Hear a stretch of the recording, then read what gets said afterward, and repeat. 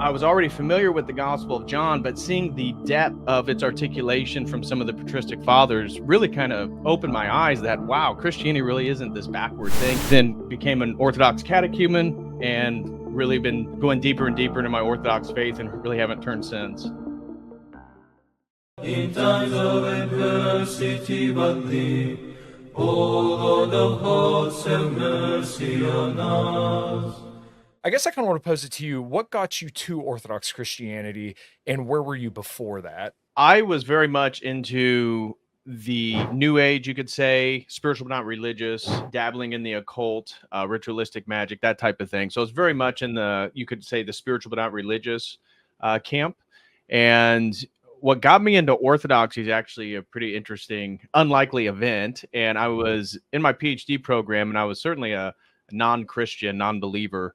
And I had a previous YouTube channel called Fractal Universe, which promoted a lot of psychedelic thinkers, Robert Anton Wilson, Terence McKenna, all types of various individuals. Alan Watts is a big one, so Eastern mysticism, stuff like that.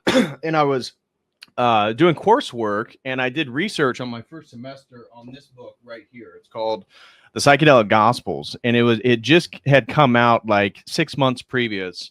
And what it is, Dr. Jerry Brown in this book highlights unique frescoes in Western Christianity, specifically in Italy, Germany, France, and then evidence within Turkey and such, that it looked like people were depicting the Eucharist as a psychedelic mushroom. Obviously, those that have dabbled in that world, you're going to be familiar with John Marco Allegro's The Mushroom and the Cross, talking about, he made an argument back in the 60s or 70s, I forget. He was a Dead Sea Scrolls scholar, and he made the argument that Jesus Christ was really a mushroom. So at that time, really interested in psychedelics and the New Age.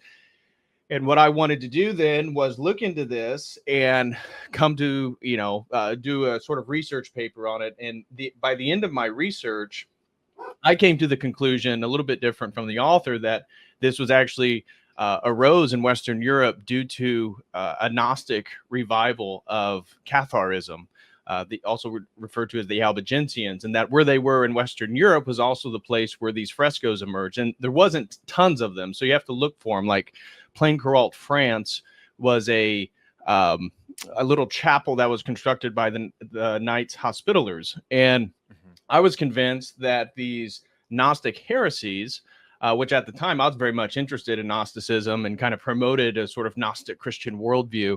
We don't need to dive into the whole details of what that means. But when I started to do research, I found that these practices were unique to these Gnostic traditions. With anybody who's familiar with the Nag Hammadi library is going to be familiar that there's like 48 other books other than the 4 canonical Gospels describing the quote unquote life or teachings of Jesus. And I was very much interested in that world. And during my master's degree, really focused on the influence of Hermeticism and Neoplatonism and Gnosticism in early Christianity.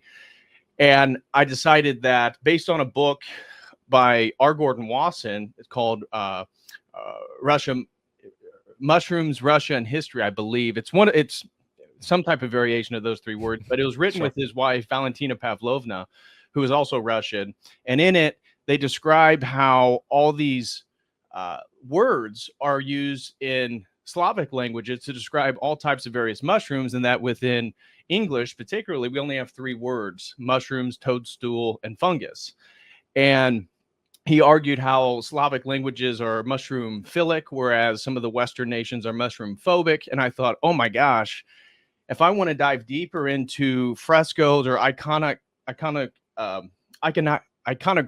depictions of mushrooms, then I need to look into this Eastern Orthodox thing, given the Russian church and all that different stuff. So I dive into that, taking a PhD course on the history and theology of the Eastern Orthodox Church. And what happened is I was a non-believer, and I wasn't necessarily a believer after the course, but I was exposed to the intricacies of patristic theology, the history of Byzantium, and the general trajectory of the Orthodox Church into modernity. And I was blown away by essentially what I call logos theology, and how the Eastern Church articulated this concept that was prevalent through Heraclitus, Plato, Aristotle, the Stoics, the Neoplatonists.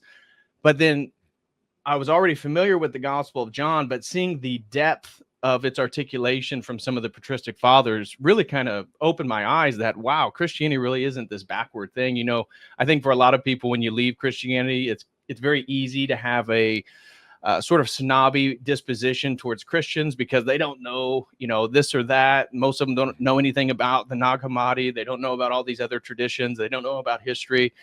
But once I saw Orthodoxy, I was like, wow, that's really interesting. And if I ever were to be religious, that would certainly be probably the best option for me. And eventually, and I'll sum it up by, I took a high dose LSD session, which I do not recommend to anybody, but that's where I was at that point in my life. And what happened is I sort of had a, you know, when you take psychedelics, it dissolves boundaries and you have these sort of Satori-like experience, whether they're true or not, that's a whole nother discussion. But in the sort of euphoric, ecstatic state where you experience them, you're like, this is the truth. And what happened for me was all these things I liked about psychedelic spirituality or the new age, fractal mathematics, sacred geometry, cymatics, you know, how we're all one, panpsychism, all these different things. I began to, during this inebriated state, reinterpret from an Orthodox perspective and see how many of these things that I like all fit together. And the major thing I was realizing at that point in my life is I really had no justification for objective standards whatever. And this was during the same time where the Trump and the Peterson phenomenon occurred. So it was those things that kind of shifted my perspective. And for the first time since I was a child, I grew up like a conservative Methodist Christian. And as soon as I hit college and got exposed to world religions, that went by the wayside. It was the first time I began to pray. And then fast forward about 8 months later, much of what I was working towards for this PhD was to be a university professor. And I was realizing that that wasn't going to be my future. And at that time, John Searle, probably the most famous philosopher still living, he's an analytic philosopher and tenured professor since the 60s at UC Berkeley. He was fired for sexual harassment for asking some woman to go out to dinner. And I saw that if the university could fire John Searle, well, then everybody's beholden to the university for their jobs as an academic. And I didn't know what exactly I wanted to do. My values were shifting. I was, quote unquote, more conservative. Was really interested in the history of Christianity, but more specifically this Orthodox thing. And I began praying and I was kind of lost. So I went to with a friend. Actually, we just talked about on my YouTube channel last Saturday, Dr. Michael Moeller. I went with him to an ayahuasca ceremony in Joshua Tree, California. And what occurred was I took the ayahuasca. I had done lots of psychedelics up to this point and had a sort of vision of Christ and the literality of the incarnation of God, and that if God didn't incarnate as a man, how could God judge human lives? Which, of course, judgment after death is a motif within many mythologies and religious structures. So it all made sense that if God was to judge, it would only make sense that Christianity's explicit declaration that God became man, that had to be true. And then this vision came to me because, again, I was making thousands of dollars promoting psychedelics, that it was time for me to grow up and create, construct. And Christ was a carpenter and you build things. So it was time for me to build something. And that's when I decided to start a new YouTube channel called Church of the Eternal Logos. And that was in September of 2019. I've been putting out videos every week since. And that's kind of then became an Orthodox catechumen and really been going deeper and deeper into my Orthodox faith and really haven't turned since. Yeah. I mean, that whole journey is absolutely fascinating. And I know I have a little experience when it comes to the academic world because I'm an automotive technician. I almost went to go be an instructor, but same deal. They find your social media content and one thing that disagrees with, the standard orthodoxy, and you're done instantly. So I was just talking to my dad about it yesterday. And it's a sad situation because I feel like you, probably much like me, felt like you had a lot to offer the younger generations in respects to, like, let's say, a positive masculine role model,